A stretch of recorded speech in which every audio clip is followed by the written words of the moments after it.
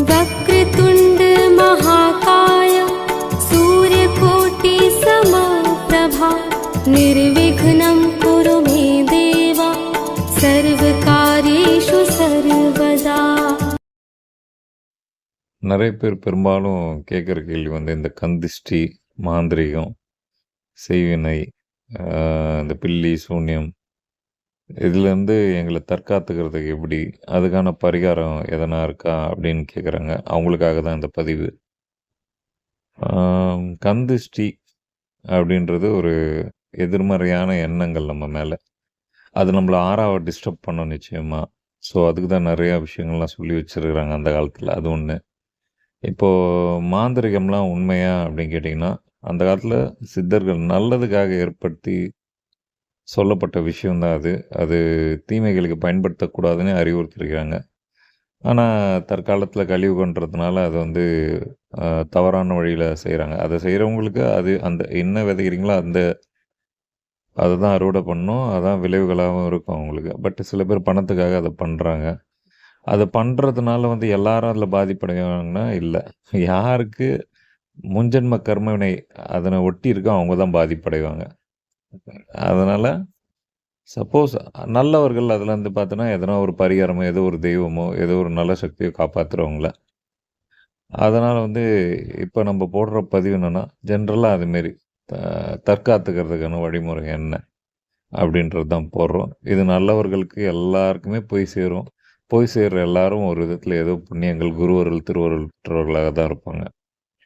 இப்போது நம்ம அதுக்கு எளிமையாக என்ன பண்ணலாம், வீட்டில் நம்ம பண்ணிக்கக்கூடிய பரிகாரம், அப்புறம் கோயில்களில் செய்யக்கூடிய பரிகாரம் அப்படின்றது தான் ஃபஸ்ட்டு பார்க்குறோம். ஃபஸ்ட்டு வீட்டில் எளிமையாக பண்ணிக்கக்கூடியது. முதலாவது உங்கள் குலதெய்வம் கோயிலில் நீங்கள் எதனா வழிபாடு எதனா செய்யாமல் தவறி இருந்தால் வருஷத்துக்கு குறைஞ்சபட்சம் ஒரு வாட்டி இல்லைன்னா 2 வாட்டி போயிட்டு வந்துடுங்க. பூஜை பண்ணிக்கங்க. குலதெய்வத்தை விட்டுறாதீங்க. அப்படிங்க குலதெய்வம் வழிபாடு எதனா பெண்டிங் இருந்ததுன்னா, ஏதோ ஒரு நெகட்டிவிட்டி உங்களுக்கு தோணுச்சு அப்படின்னா, இல்லை தூக்கமே வரல அப்படின்னா கூட, இல்லை ஏதோ ஒரு நீங்கள் ஃபீல் பண்ணுவீங்க, அங்கேயே இருக்கீங்கன்னா உங்களுக்கு ஃபீல் ஆகும். அப்போ நீங்கள் வந்து குலதெய்வத்தை போயிட்டு பூஜை பண்ணிக்கிறது முதலாவது அதை பண்ணிக்கணும். அதுக்கப்புறம் வீட்டில் வந்து கல்லுப்பு தண்ணியில் போட்டு நைட்டே வச்சுட்டிங்கன்னா, காலையில் எடுத்து செவ்வாய்க்கிழமை, வெள்ளிக்கிழமை அப்படி நீங்கள் வந்து அந்த கல்லுப்பை போட்டு அந்த தண்ணி வச்சு வீட்டை தொடச்சிக்கிறது, அது வந்து ஒரு நல்ல பாசிட்டிவிட்டியை தரும் உங்களுக்கு. அதுக்கப்புறம் நீங்கள் வந்து ஆஞ்சநேயர் கோயில் பக்கத்துலேயே இருக்கும் உங்களுக்கு. எல்லா இடத்துலையும் ஆஞ்சநேயர் கோயில் இருக்கும் வீட்டு பக்கத்தில். அடுப்பு கறி இருக்கும் உங்களுக்கு. இந்த அயன் பாக்ஸ் கடையெல்லாம் வச்சுருப்பாங்க. அதுமாரி நீங்களே ஒரு கட்டையை எரிச்சா கூட ஒரு கறித்துண்டு வரும்.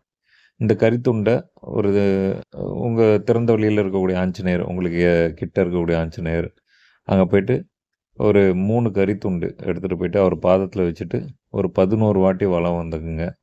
ஒரு கற்பூரத்தை காட்டிங்க, இல்லை விளக்கு ஏற்றிங்க, பிரார்த்தனை பண்ணிவிட்டு அந்த 3 கறித்துண்டு எடுத்துகிட்டு வாங்க. ஒரு கறித்துண்டு ஒரு வீட்டு வாசலில் கட்டுறதுக்காக ஒரு மஞ்சள் துணியில் இல்லை சிவப்பு துணியில் அந்த கறித்துண்டு, ஒரு எலுமிச்சப்பழம், ஒரு லெமன், குலதெய்வ கோயிலோட விபூதி அல்லது மண், இதை வச்சு நீங்கள் கட்டிட்டு உங்கள் வீட்டு வாசலில் வெளிப்புறத்தில் கட்டிடுங்க. இது முதலாவது. ரெண்டாவது வந்து 2வது கறித்துண்டு இருக்கும். இந்த கறித்துண்டை எடுத்துகிட்டு ஒரு மஞ்சள் துணியில், குறிப்பாக மஞ்சள் துணியில் இந்த கறித்துண்டை போட்டுட்டு ஒரு ரூபா காயின் அதை நீங்கள் வச்சுட்டு ஒரு நூல், மஞ்சள் கலர் நூல் இல்லை சிவப்பு கலர் நூல் இருக்க கட்டிட்டு குலதெய்வ படத்துக்கு முன்னாடி வச்சுருங்க. 2வது ஆச்சுங்களா. 3வது கறித்துண்டு இருக்கும்.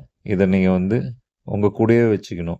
உங்கள் கூடனா எல்லா டைம் நான் வச்சுருக்க முடியுமா அப்படின்னா ஒன்றுமே கிடையாது. ஒரு 48 நாள் ட்ரை பண்ணி பாருங்கள் அதை. இப்போ நீங்கள் நைட்டு படுக்கிறீங்கன்னா தலைக்காணி அடியில் சின்ன கறித்துண்டு தான் ஒரு பேப்பரில் மடித்து கூட வச்சுக்கலாம். காலையில் எழுந்தவுடனே அந்த பேப்பர் எடுத்துகிட்டு நீங்கள் போகிறீங்க, பயணப்படுத்துகிறீங்க அப்படின்னா அது கூட வச்சுக்கணும். ஒரு 48 நாள் முடிஞ்சதுக்கப்புறம் ஒரு நீர்நிலைகளில் போயிட்டு உங்கள் தலையை வலதுபுறம் இடதுபுறம் 3 வாட்டி சுற்றிட்டு அந்த நீர்நிலையில் அந்த கறித்துண்டை போட்டிங்கனாலே முக்கால்வாசி நெகட்டிவிட்டி எல்லாமே போயிடும் உங்களுக்கு. இதுவே உங்கள் வீட்டில் மிகப்பெரிய பாசிட்டிவிட்டியை கொண்டு வரும். எப்படியாப்பட்ட எதிர்மறை ஆற்றல்கள், மாந்திரிகம் எதுவாக இருந்தாலும் வெளியே வந்துடும் உங்களுக்கு. அதேமாரி நீங்கள் வீட்டில் சுற்றி போடுவீங்கள்ல ஞாயிற்றுக்கிழமையில், அதேமாரி செவ்வாய்க்கிழமையில் எல்லாம் சுற்றி போட பார்த்து வெண்கடுகு அதில் பயன்படுத்துங்க. வெண்கடுகு போட்டு நீங்கள் சுற்றி போட பார்த்து உங்களுக்கு வீட்டில் இருக்கக்கூடிய உங்களை சுற்றி இருக்கக்கூடிய எப்படியாப்பட்ட எதிர்மறை ஆற்றல்கள், அது என்ன மாந்திரிகமோ எந்த நெகட்டிவிட்டியாக இருந்தாலும் அது உங்களை நெருங்கவே நெருங்காது. அந்த வீட்லேயும் இருக்காது. அதை நீங்கள் சுற்றி போட பார்த்து அந்த வெண்கடுகை பயன்படுத்த ரொம்ப விசேஷம். இதெல்லாம் எளிமையானது, வேலை செய்யும். உங்கள் வீட்டில் நரசிம்ம காயத்ரி இதுமாரி ஒரு நெகட்டிவிட்டி ரொம்ப அதிகமாக இருக்குன்னா நரசிம்மர் காயத்ரியும் அனுமன் சலிசாவும் கேட்குறது ரொம்ப விசேஷம். டெய்லியும் காலையில் கேட்டால் கூட அது ரொம்ப நல்ல பலனை கிடைக்கும். நரசிம்மர் கோயிலுக்கு போனீங்கன்னா லக்ஷ்மி நரசிம்மர் இல்லை நரசிம்மர் கோயிலுக்கு போனால் தீர்த்தம் கேட்டிங்கன்னா பாட்டிலில் கொடுப்பாங்க. நீங்கள் கேட்டிங்கன்னா கொஞ்சம் தீர்த்தம் கொடுப்பாங்க. அந்த தீர்த்தத்தை வந்து கூட வந்து தண்ணி கூட கொஞ்சம் தண்ணியை கூட மிக்ஸ் பண்ணிங்க. கூட கொஞ்சம் தண்ணி மிக்ஸ் பண்ணி கொஞ்சோண்டு மஞ்சள் போட்டுட்டு மாயில் எடுத்துகிட்டு வீடு ஃபுல்லாக தெளிக்கிறது ரொம்ப விசேஷம். வீட்டு வாசலில் 11 மாயில் திறணும். நீங்கள் சனிக்கிழமை கட்டி மாற்றிக்கிட்டே வந்தீங்கனாலே உங்களுக்கு நெகட்டிவிட்டி எதுவுமே இருக்காது. அந்த மாயிலையை தாண்டி எதுவும் உள்ளே வர முடியாது. இது வந்து ரொம்ப எளிமையான டக்குன்னு நான் வந்து ஒரு கோயிலுக்கெல்லாம் போக முடியாதுங்க, இப்போ நான் தற்காத்துக்கணும் என்ன அப்படின்றவங்களுக்காக. சில பேர் வந்து ரொம்ப அதிகமாக இருக்கும், நான் கோயிலுக்கு தான் போய் ஆகணும், அவங்களோட மனநிலையை பாதிப்பு ஏற்பட்டிருக்கும், அவங்க என்ன அந்தளவுக்கு பாதிப்பு இருக்கும், அந்த மனசை பாதிச்சிரும். குறிப்பாக சொல்ல போனீங்கன்னா இது ஜாதக ரீதியாக சந்திரன் ராகு இதெல்லாம் சொல்லலாம் ஒரு ஒரு கிரகத்துக்காக. பட் நான் பொதுவாக சொல்கிறேன். அப்போ நீங்கள் எந்த கோயில்களுக்கெல்லாம் போகலாம் அப்படின்னா, ஃபஸ்ட்டு உங்களுக்கு மேல்மலைன்னு ஒரு அங்காள பரமேஸ்வரி கோயில் அமாவாசை பூஜை ரொம்ப பிரசித்தி, பேய் மேடெல்லாம். ஸோ அப்போ நீங்கள் உங்கள் குடும்பமே அங்கே போயிட்டு வர்றது மூலியமான உங்கள் கந்திஷ்டி மாந்திரிக செய்வினை எல்லாமே அந்த பூஜையில் கலந்துக்கிட்டனால விலகிடும். அது வந்து முதல் பரிகாரமாக நீங்கள் வச்சுங்க கோயில்கள் சொல்லிட்டு. இல்லை வேறு மற்ற கோயில்கள் உங்களுக்கு அப்படின்னு கேட்டிங்கன்னா, உங்களுக்கு வந்து உறையூர் வெக்காளி, தில்லைக்காளி இந்த கோயில்கள்லாம் ரொம்ப பிரசித்தி. சிதம்பரத்தில் இருக்குது ஒரு கோயில் வந்து உங்களுக்கு வந்து திருச்சியில் இருக்குது. இந்த 2 கோயில்களுக்கும் நீங்கள் போயிட்டு அந்த அம்மனை தரிசனம் பண்ணி உங்கள் பேருக்கு ஒரு அர்ச்சனையும், அங்கே வந்து எலுமிச்சை பழத்தை நீங்கள் வச்சு வாங்கிட்டு உங்கள் வீட்டில் வைக்கிறதுனாலையும் மிகப்பெரிய மாற்றங்கள். நீங்கள் அந்த மண்ணை மிதித்தாலே உங்களுக்கான பிரச்சனைகள் எல்லாமே விலகிடும். இந்த 3 கோயில்களும் ரொம்ப பிரசித்தி பெற்றது.